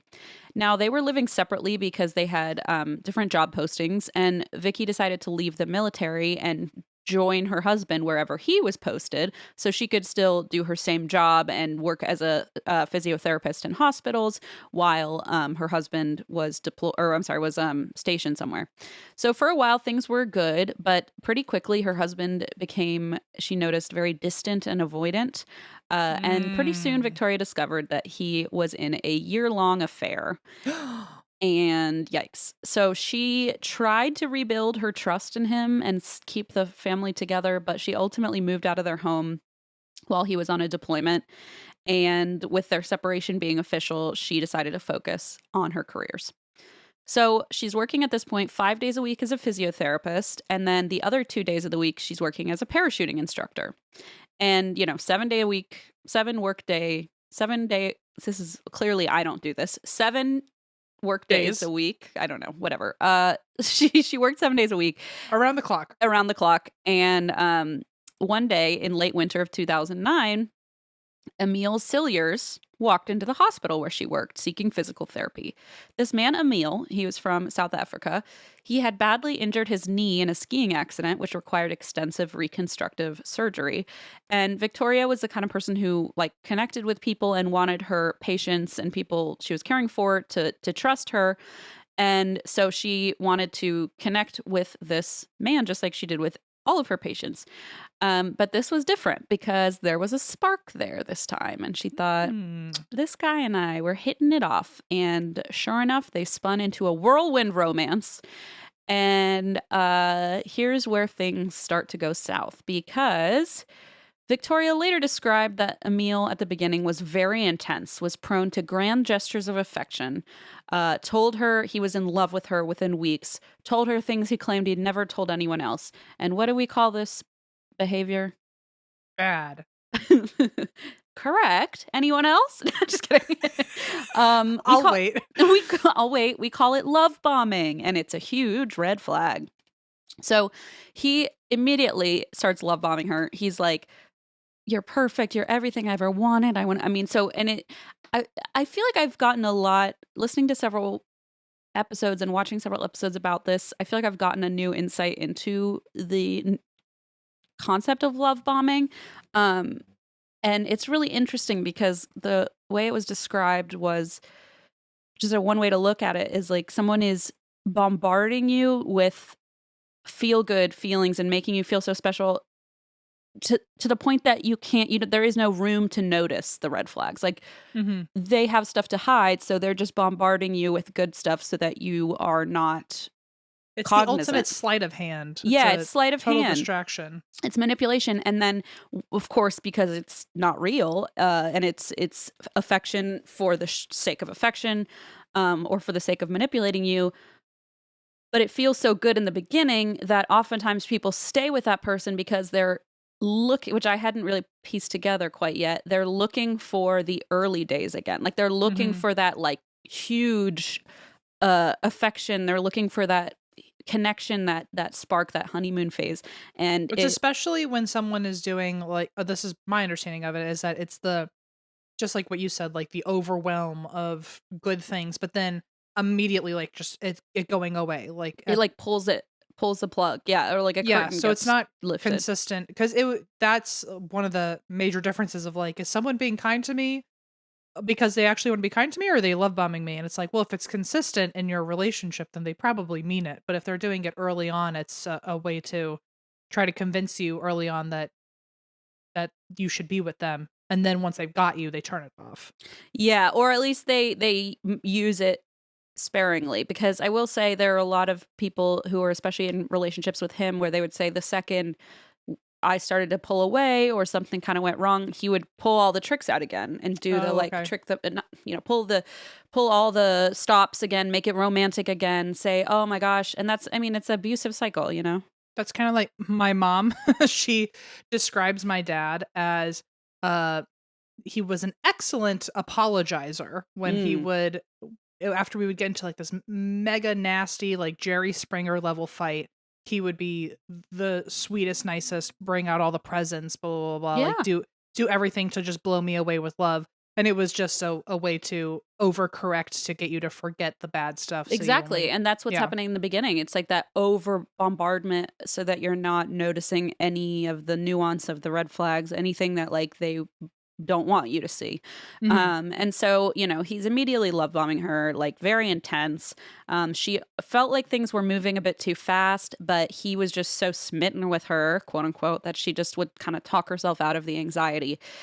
And when he asked her to meet his 2 children from a previous marriage to a woman named Carly, she was a little hesitant because it felt like very soon to take such a big step, but she knew it was important to him. So she said, all right, I'll meet Carly, because Carly wanted to get to know this new woman that her kids would be spending time with. Understandable. So Carly and Victoria met. It was fine. Carly was clearly concerned about the well-being of her children, which Victoria respected. And at the end of the conversation, it seemed like Carly liked Victoria and approved of her. So Victoria was thrilled. She's like, phew, now like Emil will be happy. You know, we're all a big happy family. The kids can come hang out with us. But of course, that feeling was short-lived, because right at the end of the coffee session, Carly asked Victoria if she knew about Emil's other children. Uh-oh. And Victoria said, sure don't. Come again? Yeah, come again. So she immediately confronted Emil, and he confessed that he had 2 children in South Africa where he had been born and raised. But the reason he didn't tell her is that he was so afraid that he would drive her away with like his backstory, and he was so afraid that she wouldn't understand. And he's so considerate like that. I know, it's so manipulative. It's like sick. So he told Victoria that their mother had moved to the UK shortly after him, but refused him contact with his own children. He said, oh, by the way, another red flag that Red-Handed also aptly pointed out is that he was bad-mouthing and bashing all his exes and the mothers of his children. It's like, there's just a red flag there. If you're acting like nothing happened in the past that had anything to do with you, it's all the crazy women that did it, not you. You had no bearing on all these breakups. That's a red flag to me. Like, I'm sorry. I don't believe that you have nothing to do with multiple divorces with mothers of your own children. There's a common denominator. There sure is. Exactly. If it was one divorce and like that person really did happen to be one of the 1%, like stalker, crazy person, blah, blah, blah. Okay. But yeah, if you've had multiple of everything, you look within. Well, it's also the bashing of the people. Like, why go there? Why like spend time putting them down? He explained that, or to make them look bad, to frame yourself as better. Yeah. The woman he would, one of his exes, he would say like, oh, she was work shy. She never like contributed. She never did anything. She never worked a day in her life. Blah blah blah. Ever since she had a kid, she didn't want to work. And then just saying terrible things about the other women, but making her feel like she's so different and special and not anything like his exes. And anyway, he said he had planned to tell Victoria, but he was too scared. He didn't know how to tell her about his other family, and he begged for her forgiveness. And Victoria was like, she really struggled to swallow this apology, but he convinced her. So she took his apology in stride and convinced herself like maybe this was just an out of character lapse in judgment. Maybe it was a painful topic he didn't want to discuss, and she just had to trust that he was going to tell her someday. So had she known, however, the details of Emil's relationship with his children's mother, she may not have taken his apology so easily, because Emil had actually begun dating his ex, Nicolene Shepard, when he was 16 and Nicolene was 13. Oh. And she had their first child just after her 16th birthday. And as soon as they had 2 children together, Emil went on a work holiday visa to the UK. It was supposed to be like a quick trip so he could bring some extra income back for his partner and the 2 kids, and be able to afford the rent. But instead, after a few weeks, Emil's mother sat down with Nicolene one day and said, "Hey, Emil, not only is he not coming back from the UK, he actually married a different woman in the UK." Oh my. And of course, Nicolene is shocked, because as far as she was aware, they were still in a serious relationship and parenting their children, and he was just gone for a few weeks. And now all of a sudden his mom is like, "No, he's out of here." And That's crazy. He's married someone else. Beyond. Yeah, beyond. So Nicolene was shocked. She actually did end up moving to the UK eventually, but she swears up and down this had nothing to do with him. She had always wanted to live in the UK, and she didn't move there to see him, which he claimed she did. But she moved there with the kids, and she had no plans to see him again. But one day her daughter said, "I really want to see my dad."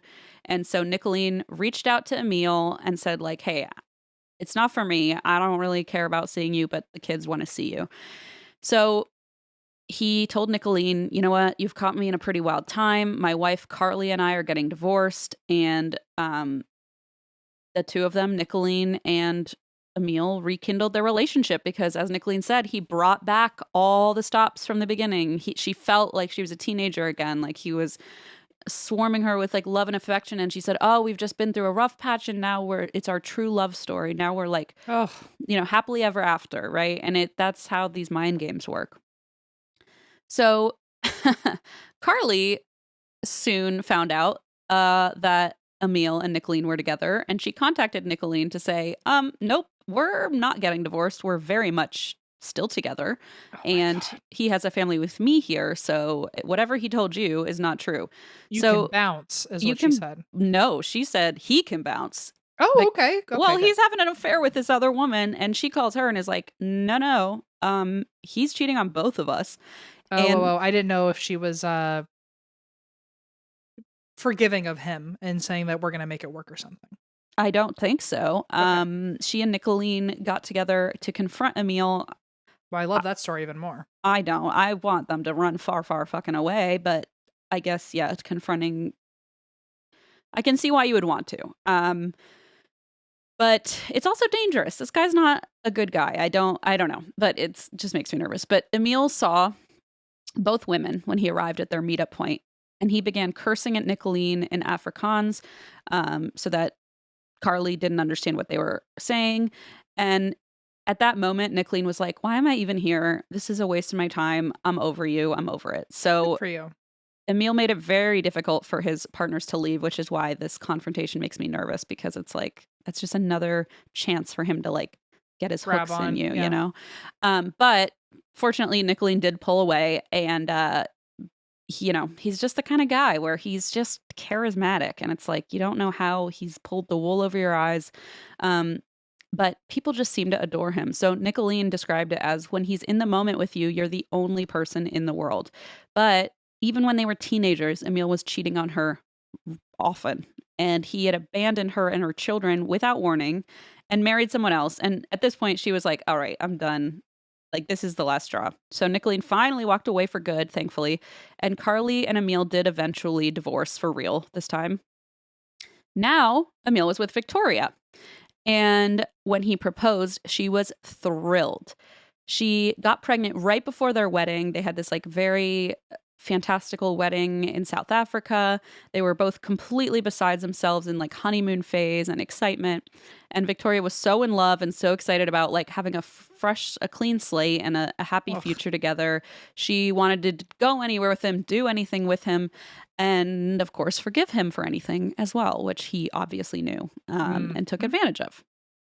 So this is pretty rough. She got pregnant right before the wedding, and then 12 weeks in began to miscarry, and decided to let the fetus pass naturally. And so she was bleeding, and Emil was disappointed that this interfered with their overnight plans to go see a cricket match in London. Oh my God. Yeah, this is tip of the iceberg, I'm sure, but still. But no, but this is the one where I thought to myself, if a friend ever told me this happened, the way I would lose my mind, intervene. Like, and I usually like don't mess with people's whatever. It's, you know, but this I'd be like, no. That's too far. Sorry, my friend. He was disappointed because they had these plans to go to London and watch a cricket match. And he asked if they could still go. And Victoria was hesitant because she was experiencing severe cramping and heavy bleeding, a shitload of pain from losing a baby, and also heartbroken because, again, losing her first baby. I don't think she gives a shit about a cricket match. Yeah. But she also didn't want to disappoint Emil. So she agreed to drive him there. And they went. But when they arrived... This is so fucked up. I can't. He apparently told her, don't worry, you'll be comfortable. There's like this nice hotel we're staying at. It was a hostel, and there was not even a bed. Oh my God. It was like a mat on the floor. Oh my God. And Victoria, Emil, and his cricket team would all be sharing a room. Oh my God. In sleeping bags on the floor with one toilet. And again, she is miscarrying a baby right now. She needs the toilet. She needs a toilet by herself. She needs her own bathroom, please. And her own space. And probably a bathtub, and probably a bed. A bed and tissues and etc. And a real actual supportive partner, not this asshole. But yeah, imagine being on that cricket team and like, I would just, anyway, it's just so sick.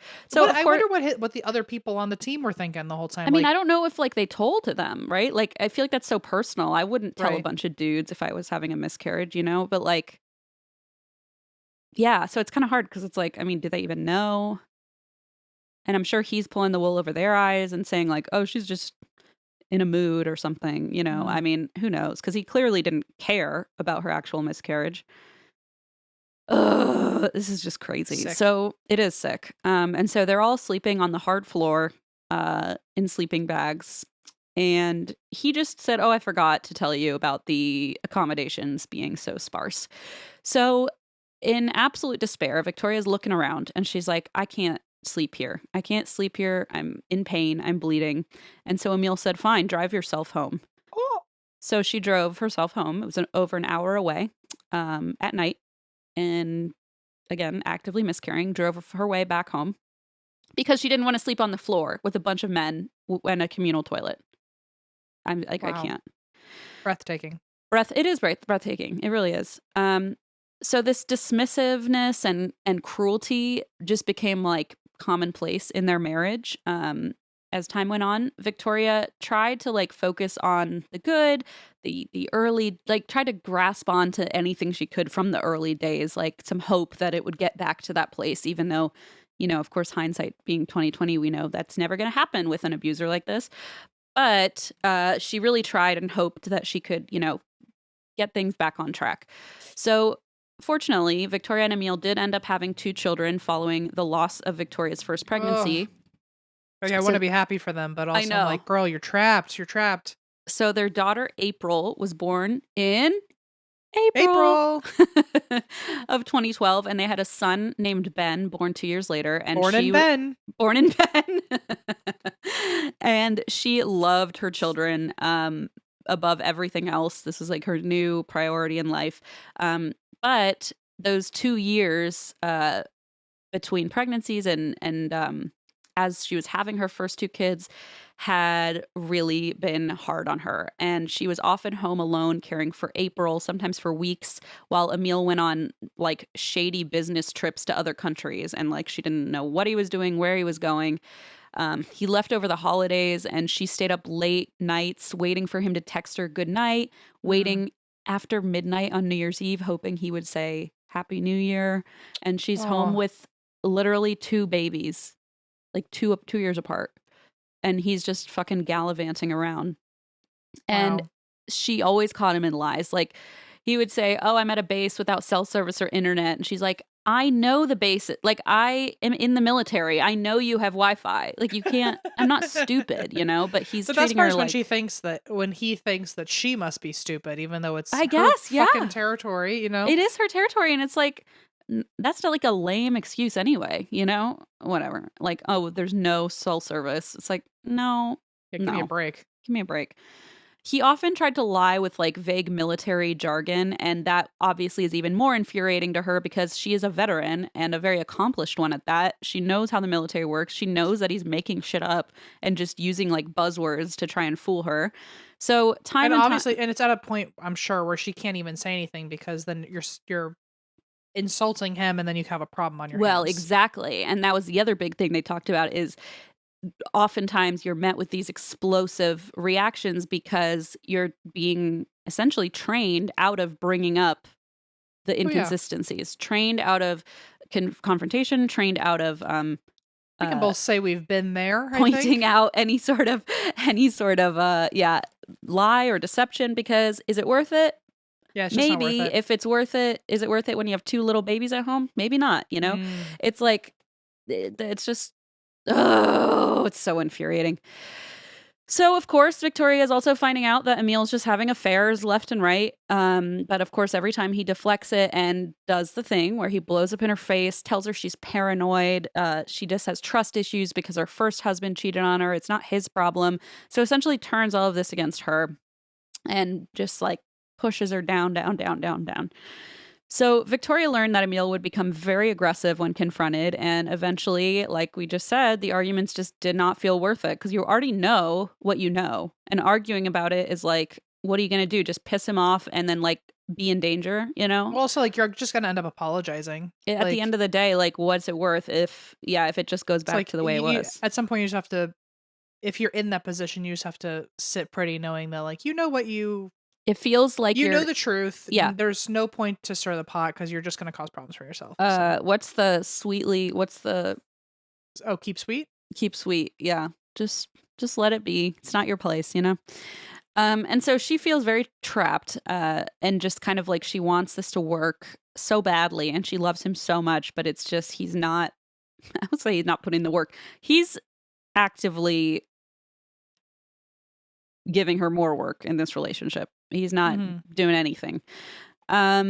She continually caught him in these lies, and she was like, it's worth just maintaining the peace and not bringing it up. So when Emil wasn't shouting at Victoria or denying an affair, he was just like completely ghosting her, isolating her, ignoring her altogether. He rarely spent time with her. He basically didn't speak to her even when they were under the same roof. Ooh. So one day, while Emil was on a trip to Austria, he called Victoria and asked what she wanted for Christmas. So sad.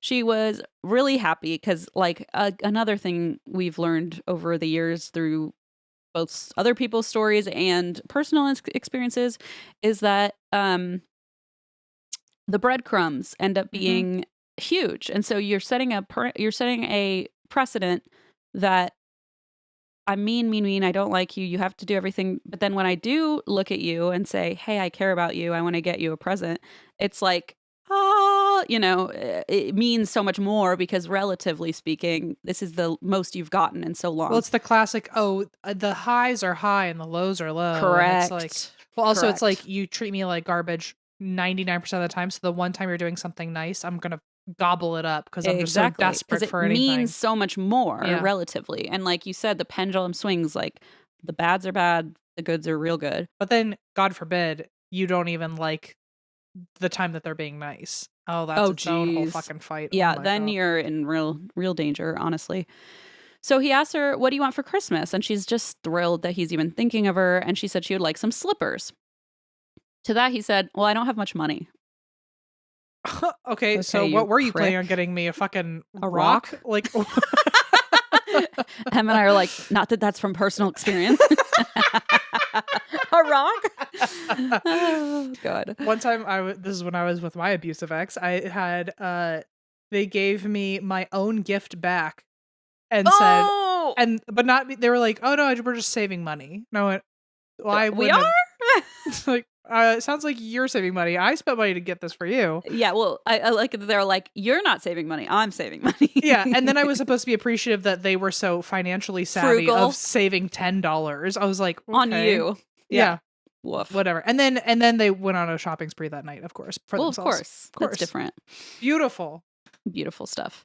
So she said, I'd like slippers. He said he didn't have much money. So on Christmas Day, this makes my stomach flip. Victoria sat there while everyone opened gifts, and she was the only one to not receive a single present. The only one. Yeah. So Victoria really tried to buck up and, chin up and get through it. She at least wanted to be a good mother to her kids, and she hoped maybe Emil would come back to the way he used to be, and someday they'd be back at that happy honeymoon place. But when Emil called Victoria one day to make plans with her, she thought finally her luck had changed, because Emil hadn't even spoken to her that morning in the kitchen. Like, he just fully, flat out ignored her, much less planning like fun activities. So when he calls and says, I have a great idea, I want to spend the day with you and the kids, she was like, I got to jump on this chance. He's finally putting some effort into the relationship. Doing something. Yeah, he's contributing. He's asking to spend time together, quality time. So that's huge. So he calls her. He says, okay, let's make plans. I want to spend the day with you. However, she was only a few weeks postpartum, and a few weeks postpartum, you're still in quite a bit of upheaval hormonally, physically, etc. It was a mildly complicated birth is how it was described. So I don't know the details, but either way, a couple weeks postpartum, you're at the very least underslept and hormonally out of whack. So that aside, I guess he didn't consider that. What a shock. Mm-hmm. And he said, I know, let's go skydiving together as a family. He's going to push her out of the fucking plane. He's going to put bricks in her parachute. What's he going to do? It's going to be something fucked up. What's going to happen? So she's like only a few weeks postpartum, and she's like, I don't know if I want to go skydiving right now. I don't really feel great. And are you even allowed to after something like that? I mean, she's like a certified advanced instructor. I'm sure she can do whatever she wants. I don't think there's like a law against it or anything. It's probably not recommended. So they go parachuting together, and she had given up her instructor work in the meantime because she felt guilty for leaving the house on weekends with the kids at home, and Emil had cricket, so she couldn't very well let him miss cricket to go skydiving. That would never fly. Get it? Which meant Victoria needed to be at home with the kids. What happened? Never mind. I was gonna double joke you. You know how I hate that. Sometimes. I was gonna say it only works. The highs are high, the lows are low. Okay, and I'll stop while I'm ahead. I was gonna say the joke. I can't stop while I'm ahead. You said a joke. I didn't laugh, and I was gonna say, "Oh, crickets." Rude. You said talk about crickets, and then and you hit the button. Yeah, that was pretty good. Hang on, wait. Just a laugh. I'll never know. He'll never be good. It's one of them. Anyway. So she hadn't been skydiving in a while. So he basically pitched it as like, hey, you're not feeling yourself. Let's get out there and back to your favorite hobby. That'll do good for all of us. And she wanted to spend time with Emil, and she wasn't ready to be like, no, I won't do that with you, and then be shut off for another year, So she had to take this chance. And she could not remember the last time he had initiated anything between them.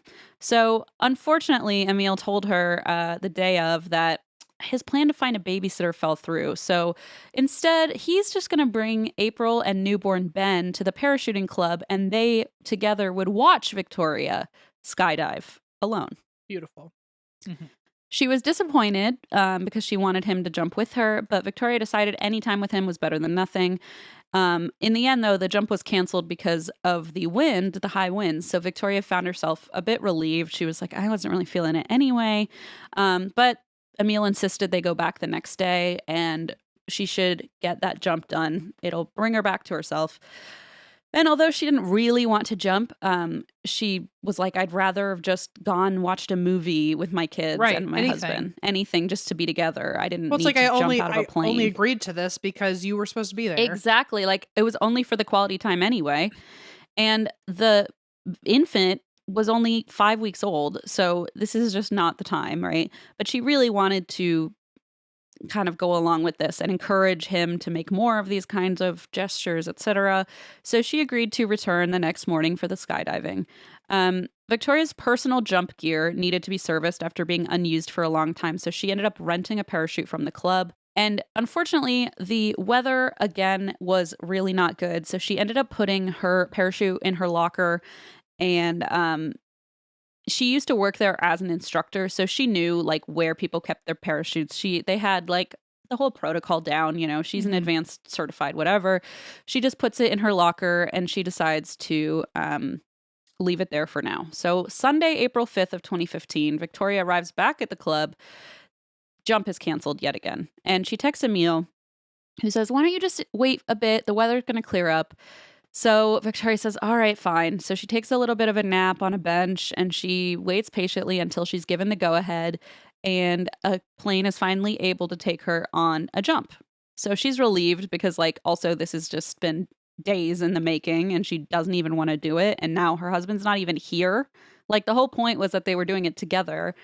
And now he's like, no, you want this so bad. Like, go. And you know, if she were to cancel, he'd be like, oh, so now you don't want to do so it? You just want nothing to do with me? It's like, oh, well, I'm just trying right here. Yeah. I already, I don't know, paid for the session or something. Like, what's the line? Like, why do I even bother? Like, why do I even bother trying if you're not even going to appreciate my effort? Blah, blah, blah, blah, blah. Mm-hmm. So here's a rock. So she texted Emil. Here's your own gift. Here's your own fucking rock that you gave me.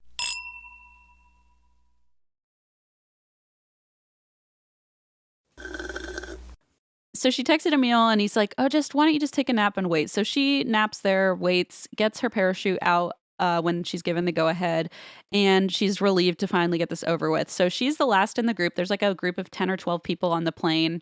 She's the last in the group to exit the plane. And as soon as she starts to fall, she's like, you know what? He was right. This is like such a relief. She describes it almost as like when you start falling in that free fall, it's like everything else gets drowned out. And this is what she was doing when her mom had cancer. Like, she just needed something that like totally drowned out everything else. And that's like me and those sardines you mentioned. I just drown it all out. If you could bathe in them, you would. Just pungent, you know? They do something to you, yeah. They distract me from the horrors of Amazing life. that doesn't make your pee smell. Yeah, it is amazing, isn't it? It's actually amazing. Yeah, I think it's pretty amazing. So she's the last one. As she begins to fall, she feels like that kind of rush of like, oh, this is the old me, you know, and I'm back to normal. This is second nature to Victoria. She had literally done this thousands of times. So she spread her arms, she counted the seconds, and then she deployed her parachute and waited for that upward tug that she was so familiar with. But after pulling the parachute, wouldn't you know it, nothing happens. She's not slowing down. There's no tug. She looks up. She sees the lines are tangled. She thinks, oh shit. But she doesn't panic because she is a trained soldier and she is a badass woman. So she kicks her legs to try and spin her body and unwind the cables from each other. But even as she's correcting the cables, she doesn't slow down. And she's like, okay, this parachute has failed. So she makes a split-second decision to cut it loose. And so she cuts her parachute loose as she's falling from the fucking sky. And she releases her reserve parachute. The reserve billows out behind her, but doesn't tug, doesn't catch. Fuck. She does not slow down. She could see it was only partially inflated, and she began spinning out of control as she is plummeting faster and faster toward the ground. Oh my God. She did everything in her power with years of highly skilled experience to try and correct the parachute, but it was no use. The other jumpers who were at the bottom already watched. I was just watching, in horror as she plummeted past them because they're still in the sky, like slowly coasting. It's moments like that where I'm like, can you grab one of their feet and like would their parachute catch you, or are you gonna kill somebody? I don't know if you can even steer if you don't have a parachute because you're just free I know, but what if falling. you perfectly happened to land on next to one of them, like aim? Well, you're going so fast, you'd have to really. Yeah, I don't know. Because if you're floating, like, and it's pretty slow once you start floating, you're kind of like coasting, and then someone's like free falling past you. I feel like they'd have to. Oh my God. Do something very You're right. acrobatic, but yeah. So anyway, she's trying her best. The ground is coming up at her, and all she remembers is that she heard a metal clank, and then it lights out. She hit the ground. What metal was the clank. metal? I'm sure some of her equipment, probably. I don't know. Wow. And that was it. So the other jumpers had to watch as she plummeted past them. She fell to 4,000 feet, collided with the ground below, heard that metal clang, and went unconscious. When Victoria woke up, she knew she had fallen, but she wasn't in pain. She checked for a spine injury and realized she could still wiggle her fingers and toes. Oh my God, wow. She assumed she wasn't injured because of this, but as she faded in and out of consciousness, she realized she was being airlifted to a hospital. So she's like, okay, this must be worse than I thought. Because she's probably just so out of it. She's like, oh, Yeah. I guess I'm fine. And they're like, you're certainly not fine. You just fell 4,000 feet into the ground. Oh my God. Now get this. The fucking guy that she worked with at the parachuting place, at the skydiving place, called Emil and said, hey, there's been an accident.